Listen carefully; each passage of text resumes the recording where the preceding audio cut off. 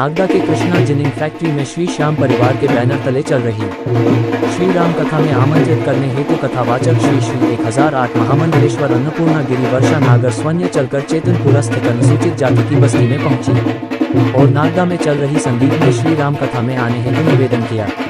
राम कथा में जिस प्रकार से राम जी के शबरी माता के झूठे बेर खाए थे, उसी मंशा के अनुरूप सामाजिक सद्भावना को बढ़ावा देने हेतु इन वाल्मीकि समाज व अन्य अनुसूचित जाति के लोगों को कथा में अतिथि के रूप में आमंत्रित किया गया। इस दौरान बड़ी संख्या में आरएसएस के कार्यकर्ता और अनुसूचित जाति के लोग मौजूद थे। इस कार्यक्रम के हिंदू संगठन और भाजपा के युवा नेता भूपेंद्र तितावत की अहम भूमिका रही। इस मौके पर सीजी मोहन, अजय जाटवा, रामू सिसोदिया, रवि रघुवंशी, चितवन मालपानी, मंडल देवाल सहित बड़ी संख्या में वार्ड निवासी मौजूद थे।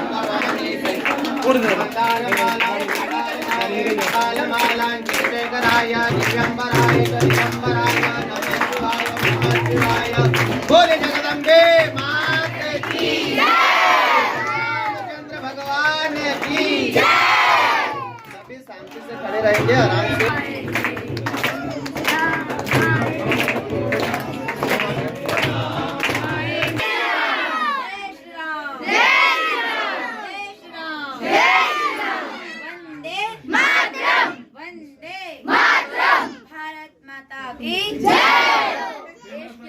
कौन करेगा? हम करेंगे, हम करेंगे। देश की रक्षा कौन करेगा? हम करेंगे, हम करेंगे।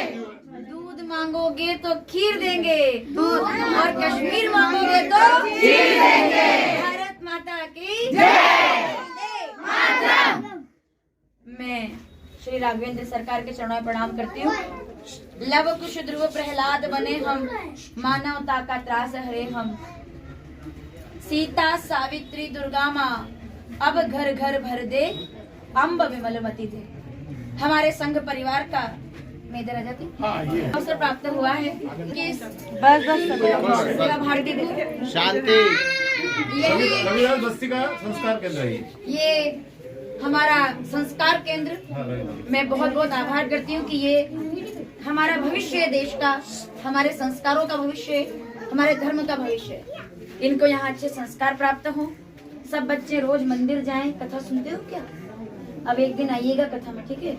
रोज मंदिर जाएंगे, रोज हनुमान चालीसा पढ़ेंगे, रोज शिव चालीसा पढ़ेंगे, शंकर जी को प्रणाम करेंगे, पढ़ाई में बहुत मन लगाएंगे, पढ़ेंगे, लिखेंगे और अपने देश का, अपने माता पिता का, अपने प्रदेश का, अपने धर्म का नाम रोशन करेंगे। लव कुश बनेंगे, इंजीनियर बनेंगे, डॉक्टर बनेंगे, कलेक्टर बनेंगे, अफसर बनेंगे, लेकिन उसी के साथ सबसे पहले राष्ट्र भक्त और एक अच्छा इंसान बनेंगे।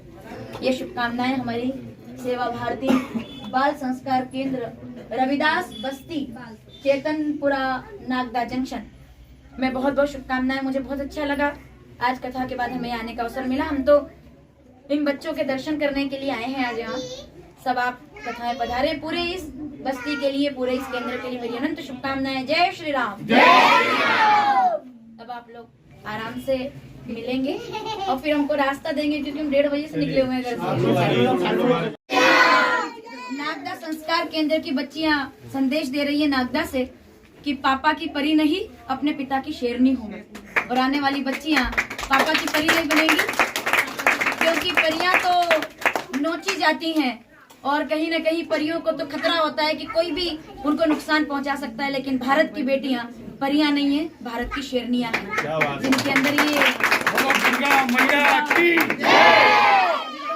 सब बच्चियों का आह्वान करती हूँ। जैसे ये बच्चियां हैं, कुछ बच्चियां रील्स बनाती हैं, ठुमके लगाती हैं, कुछ बच्चियां केवल गानों पर कमरे के गेट लगा करके अर्धनग्न होकर के और अपना अंग प्रदर्शन करती है। उन बच्चियों के लिए बच्चियां, नागदा की बच्चियां मिसाल है कि अगर कुछ करना है तो अपने साथ श्रृंगार के साथ हथियार की भी तैयारी करो, ताकि कल से आपको अपनी रक्षा के लिए किसी और की जरूरत ना पड़े।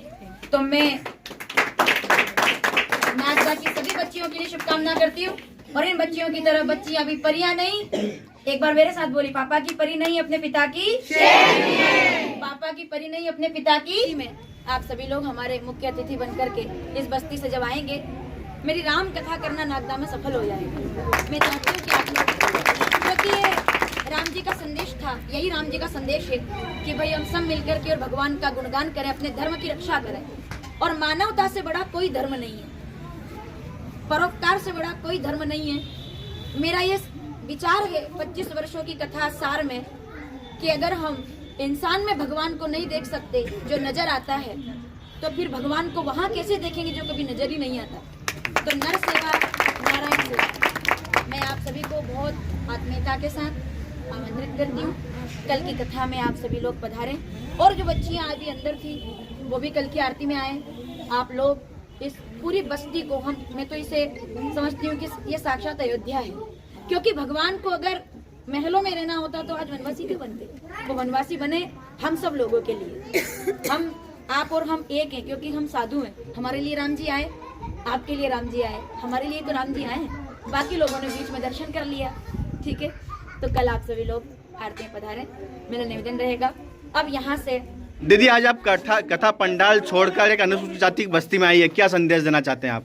हमारे भगवान राघवेंद्र सरकार ने भी महलों का त्याग इसीलिए किया ताकि वो केवट से मिल सके, शबरी से मिल सके, उन सभी वंचितों से मिल सके जो अयोध्या के राजमहल तक नहीं पहुंच सकते थे, क्योंकि वो मनुष्य हैं, वो महल तक नहीं जा सकते। लेकिन हमारे भगवान तो परमात्मा है, भगवान तो नीचे उतर सकते हैं। तो गंगा हमेशा उतरती है, बड़े हमेशा उतरते हैं। राम जी उतरे उन सभी लोगों के लिए जो उन तक नहीं पहुंच सकते थे, भगवान उनके बीच में आए। यही राम कथा का संदेश है।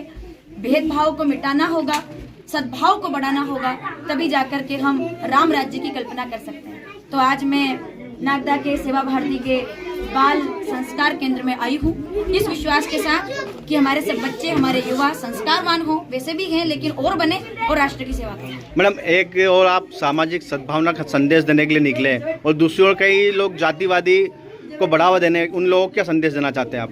देखिए, ब्राह्मण, क्षत्रिय, शूद्र और वैश्य, ये हमारे यहाँ कर्म प्रधान विश्व करी राखा, जो जस करई सो तस फल चाखा। रावण ब्राह्मण था जाति से, लेकिन कर्म से असुर था, भगवान उसे मारने आए। शबरी जाति से भिन्नी थी, लेकिन कर्मों से शुद्ध थी, राम जी उनको तारने के लिए आए।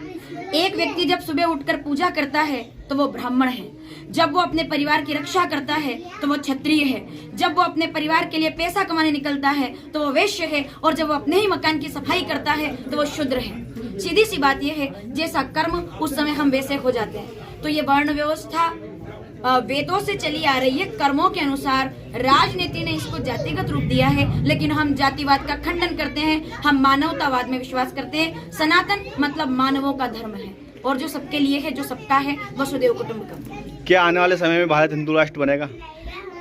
हमें क्यों कहना पड़ेगा कि हिंदू राष्ट्र बनेगा? क्या अभी हिंदू राष्ट्र नहीं है भारत? भारत सोने की चिड़िया था, भारत सोने की चिड़िया है, भारत सोने की चिड़िया रहेगा। अगर आप बात करेंगे धन की, कोई भी राष्ट्र धन से वैभवशाली नहीं होता। धन से अमेरिका का बहुत बड़ी सिटी वैभवशाली था, लेकिन आज वो आप देख रहे हैं प्राकृतिक आपदा में है। हमारे देश के अंदर ऐसी कई बार व्यवस्था बनी है, जब मंदिर तोड़े गए, हमारी व्यवस्थाओं को नष्ट करने का प्रयास किया गया, लेकिन फिर भी आज हमारे यहाँ धर्म का धन सुरक्षित है, और वो हमेशा रहेगा।